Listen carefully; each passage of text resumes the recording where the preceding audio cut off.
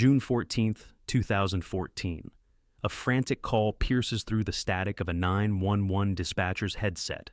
"My son is missing."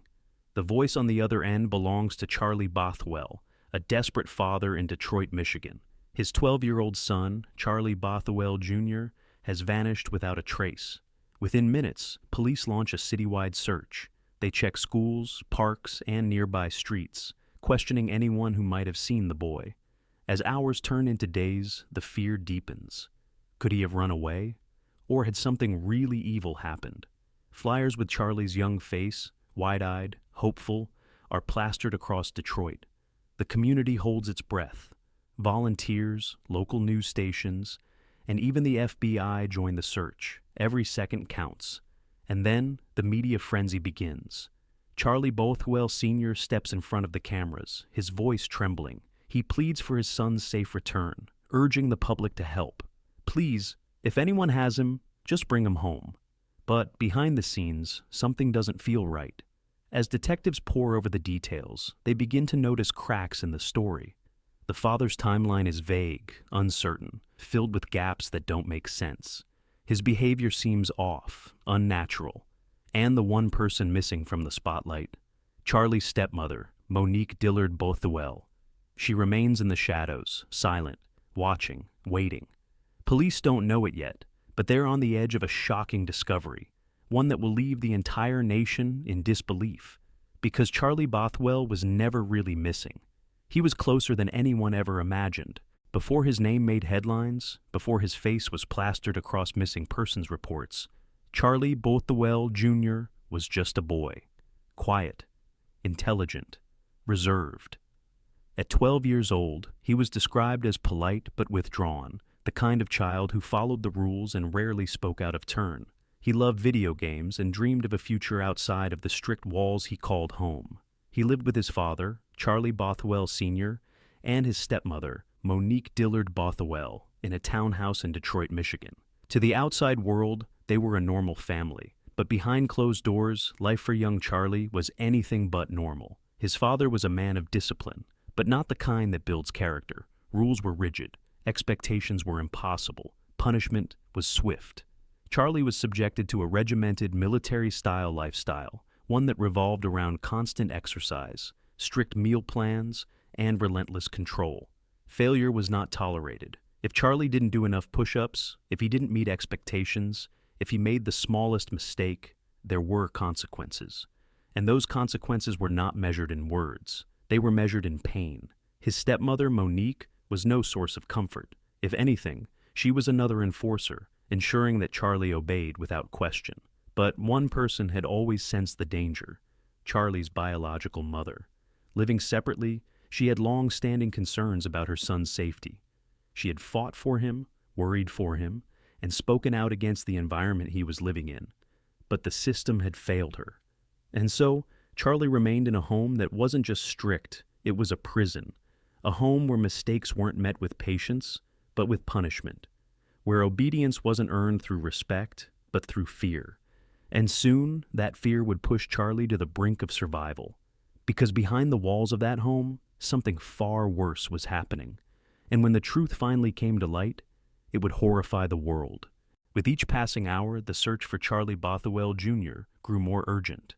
Detroit police worked around the clock, scouring parks, schools, abandoned buildings.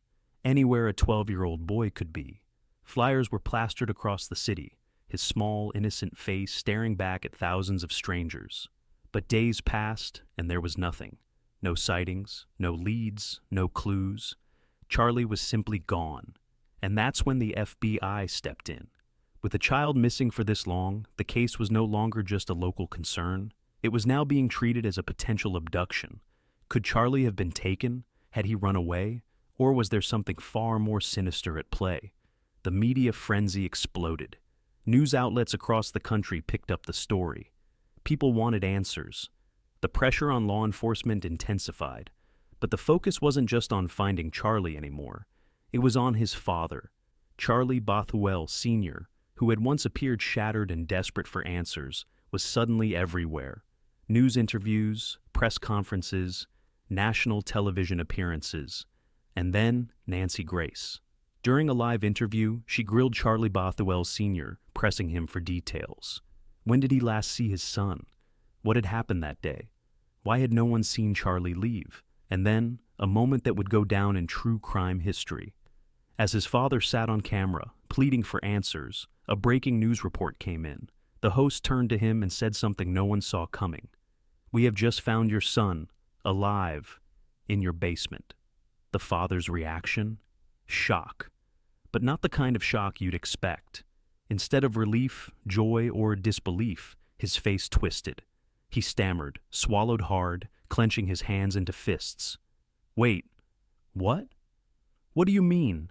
His reaction wasn't that of a relieved father. It was something else entirely, and in that moment, the world knew something wasn't right, because Charlie Bothwell was never missing. He was in the basement of his own home the entire time, and now investigators wanted answers. June 25th, 2014. It had been 11 days since anyone had seen Charlie Bothwell Jr. 11 days of searching, questioning, and dead ends. Then, suddenly, a breakthrough. That afternoon, police were conducting a final search of the Bothwell home. They had already been through the house multiple times, checked every room, every closet, every possible space. But something told them to look again. This time, they went downstairs. The basement was dark and cluttered, packed with boxes, storage bins, workout equipment. It looked untouched, forgotten. But then, they heard something. A faint rustling, a whisper of movement. And then, a pair of wide, terrified eyes stared back at them. Hidden behind a makeshift barricade of boxes and weights in the basement of his own home was Charlie, alive, but barely. He was malnourished, weak, his body frail from days without proper food. His clothes were filthy, his face sunken with exhaustion. This wasn't a runaway child. This was a prisoner. And as officers pulled him from the basement, one question loomed over everything. Who put him there? Miles away, as police made their discovery, Charlie Bothwell Sr. was live on national television, seated across from Nancy Grace. He was once again pleading for his son's return, his voice shaking, his hands trembling. Then, breaking news. Nancy Grace, mid-interview, turned to him and delivered a bombshell. "We have just found your son, alive, in your basement." For a moment, time stood still. Charlie Bothwell Sr.'s eyes widened, his mouth hung open. He froze. And then, his reaction. Not relief, not joy, not overwhelming emotion. Instead, he stammered, his hands clenched into fists. His eyes darted left and right, like a man searching for an escape. "Wait, what? What do you mean?" He looked trapped, cornered. It was the moment that changed everything, because the world had just learned that Charlie was never missing. He was there the entire time. And now, the real investigation was about to begin. The moment Charlie Bothwell Jr. was found, the world breathed a sigh of relief. But as he sat in the back of a patrol car, his small, frail body shaking, one thing became clear. This was no accident. Slowly, through whispers and broken sentences, Charlie began to reveal the horrifying truth. For months, his life had been a nightmare of control, fear, and unimaginable cruelty. Every day he was forced to endure grueling military-style workouts, hundreds of push-ups, sit-ups, running in place for hours. His father had created a punishment system disguised as discipline. If he slowed down, he was beaten. If he failed to meet expectations, he was beaten. And his father's weapon of choice? A heavy PVC pipe. Blow after blow, the hard plastic crashed against his legs, his back, his arms. The bruises never had a chance to heal. Food was a privilege, not a right. If Charlie didn't finish his workouts, if he didn't follow every single rule, he was denied meals. There were days without water, nights where his stomach twisted in hunger, but there was nothing he could do. And when he wasn't being forced to exercise, he was hidden away, locked in the basement, cold, alone, trapped behind boxes and weights in a space no one ever checked. Why didn't he try to escape? Because Charlie believed something far worse awaited him if he did. His father had made it clear. Disobedience was punished, and escape was not an option. He was terrified of what would happen if he was caught. So he did the only thing he could do. He stayed silent. He waited. and he prayed that someone, anyone, would finally find him. Now that he had been rescued, investigators had only one question left. Would justice be served? The truth was out. Charlie hadn't run away. He hadn't been taken by a stranger. He had been hidden, starved, and beaten in his own home. And now it was time to hold someone accountable. The first arrest came quickly. Monique Dillard Bothwell, Charlie's stepmother, was taken into custody, charged with child abuse. Police believed she had played a crucial role in his suffering, enforcing the brutal punishments and ensuring that Charlie remained silent and controlled.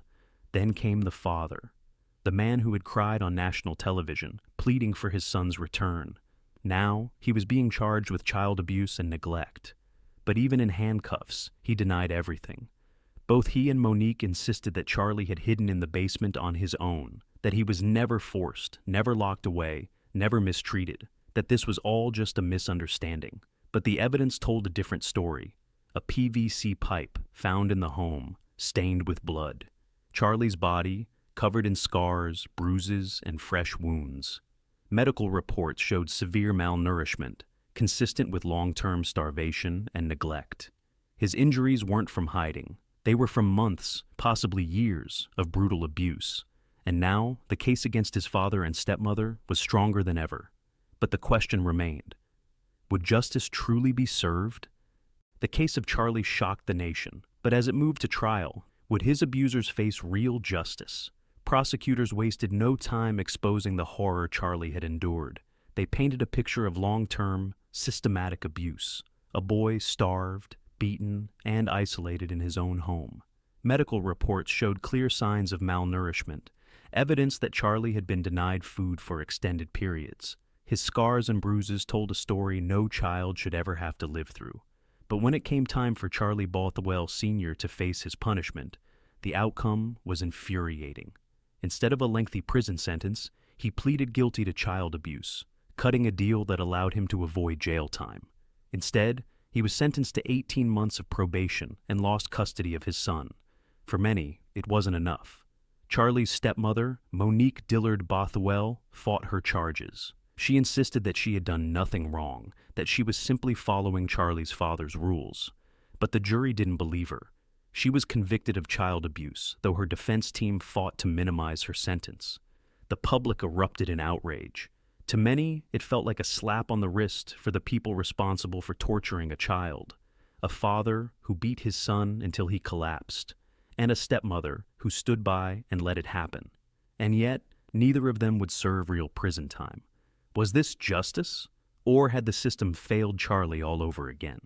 With his father and stepmother finally out of his life, Charlie Bothwell Jr. was free. But freedom didn't erase the scars. After his rescue, Charlie was placed in protective custody, far away from the home that had nearly destroyed him. His biological mother, who had fought for years to protect him, stepped forward, vowing never to let her son suffer again. She pushed for full custody, determined to give Charlie the love and safety he had been denied for so long. But healing from years of abuse wasn't easy. For a long time, Charlie stayed silent. No interviews, no statements, no public appearances. He had spent years living in fear, and now he needed time to figure out who he was beyond the basement walls. Then, years later, Charlie finally spoke. In a rare public statement, he reflected on his past, saying that while he would never forget what happened, he was focused on moving forward. He refused to let his father's cruelty define him. And though the world may never know the full extent of what he endured, one thing is certain: Charlie Bothwell survived, and after years of suffering, he finally got his chance to live. How does a child go missing in his own home for 11 days? How does a statewide search, an FBI investigation, and national media coverage fail to uncover the truth that was right there all along? Charlie Bothwell's case isn't just about one child suffering.